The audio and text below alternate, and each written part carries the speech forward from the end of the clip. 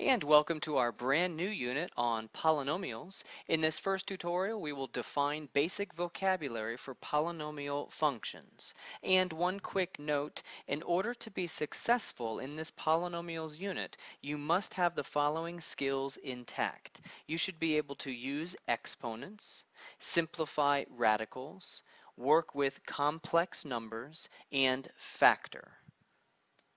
So we're in Chapter 5, and we're going to be looking at a few of the sections in Chapter 5 on polynomial functions and some division. A polynomial function is a function of the form f of x equals all of these terms. We'll see this fancy name. This is just a fancy name for y, remember. F of x or g of x or h of x, that's just a fancy name for y. Each of these terms has a coefficient and has x raised to a certain power. You can see that the first term has x to the n power, and that the next term has x to the n minus 1 power. So the degree is going to be one fewer than the first one, and so on and so forth down the line. Each degree subtracts another one all the way until we get to the one that has a degree of 0. This last one would have a degree of 0, which kind of just goes away and is just a number. So for this to be a polynomial function, the easiest way to explain that is the exponents have to be whole numbers. I'm going to say that they have to be non-negative exponents. As long as we do not have a negative exponent, we have a polynomial function. And we're going to define a bunch of the vocabulary words for our polynomials. We always like our polynomial functions to be written in what's called standard form. Standard form brings the term that has the highest degree, the highest little exponent, should always be first, and then the next highest, and then the next highest, and then the next highest, all the way down to our constant term. That would be standard form. When our polynomials are written in standard form, the greatest exponent will represent our degree. The greatest exponent will be the degree of our polynomial function, and that is going to be an important number to know and to understand. The term that contains this highest exponent is called our leading term. Now, ideally, we have written it in standard form, so leading term makes sense because it should be the term that comes first. But if it's not written in standard form, the leading term is still always the term that has the highest exponent. Ideally, you write them in standard form. Then it's really easy to see the leading term because it will be first. The coefficient of that leading term is simply called the leading coefficient. Weren't we brilliant when we figured that one out? When we named that? And finally, a term of degree 0 is called the constant term, or simply the constant. A term with a degree of 0 is something like 3x to the 0 power. X to the 0 power, of course, is just 1, so this would turn into a 3, and that's just called a constant. So let's keep going with our vocabulary and start to fill out this chart. Here are some common polynomial functions. The first type that we're going to look at is the constant. And we just said that the constant has a degree of 0. An example of that would simply be f of x is equal to, well, any number. I'll just pick 17. This is a constant polynomial because there is no variable. The variable that you don't actually see is like an x to the 0 power. If we wanted to sketch a graph of a constant function is just something like y equals 17. That's just a straight horizontal line at y equals 17. So that's an example of the graph of a constant function. If we look at our next degree, a degree of 1, that type is a linear function. And we've seen these before. These are just lines. Something like f of x is equal to, I'll say 3x plus 2. It now has the linear term because it has the degree of 1 in this first term. We've graphed plenty of lines, of course. They have a slope, they have a y-intercept, and this one looks like the y-intercept is 2 and the slope is 3, so perhaps it looks like this. That's just a sketch of a linear function. So that's degree 1. If we keep going in order, of course, the degree next would be a 2.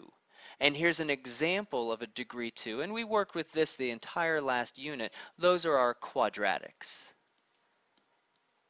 Degree 2 is a quadratic. We have our quadratic term, that's the term that has the degree 2, and then our linear term, which has a degree of 1, and then our constant term. So we have all three of these terms, and they're nice in order standard form. And of course, the graph of a quadratic is our parabola.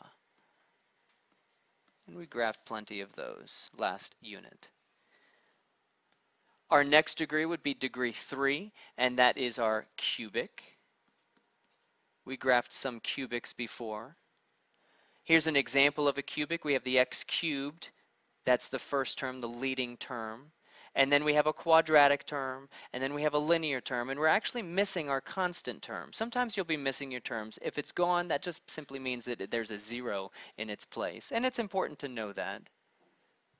If we wanted to sketch a cubic, each time we increase the degree, we increase another turn. So a quadratic has one turn. A cubic has two turns, or at least it can have two terms. So we've got two bends, two turning points, and that's our cubic function, or an example of one. And then the last degree that we're going to look at here is our degree of 4. A degree of 4 is a quartic function. So let's give an example of that. Let's say f of x is equal to x to the 4th plus 2x cubed, and then I'll just say minus x. So obviously some terms are missing. I have my most important term, which is the term that has a degree of 4. That is what makes this a quartic. And then I have a cubic term. I am missing my quadratic term. You don't see the x squared term. I jump straight to my linear term. And I'm missing a constant term. Again, it is important for you to realize which terms are missing when we start our division. And then an example of a quartic has 1, 2, 3 turns, and it could look like a W. So now let's look at this next example. It says, for the following examples, decide if the function is a polynomial function. If it is, let's write it in standard form. We will state its degree, its type, and its leading coefficient. So let's look at our first one, 8a to the 5th. Now, as long as there's only one variable, we're good to go. It doesn't matter if it's an x or an a or a b. There can only be one variable, though. This is a fine example of a polynomial function. Remember, the only thing that we need to watch out for are the exponents. They have to be non-negative. So this is absolutely a polynomial function. Since there's only one term, it's pretty easy to see the degree. The degree is that highest exponent, which is 5. The degree of 5, we didn't actually see that in the chart, but I wonder if we can figure out our pattern. If it's quadratic and then cubic and then quartic, I wonder what 5 would be. Hopefully you're thinking quintic. Quintic. Let's make this Q a little bit better. A quintic function. And again, it's pretty easy to find the leading coefficient. Since there's only one term, the leading coefficient must be that 8. So I'll put the 8 right there. Let's go to the next one. Number 2, 5y to the negative 4 plus 7. Well, we've got a problem right there. We cannot have negative exponents. This is not a polynomial function. Since it's not a polynomial function, I'm not interested in the degree, or the type, or the leading coefficient. So I'm basically finished with this problem. No negative exponents. My exponents must be non-negative, 0 or positive whole numbers, 1, 2, 3, 4, 5, 6.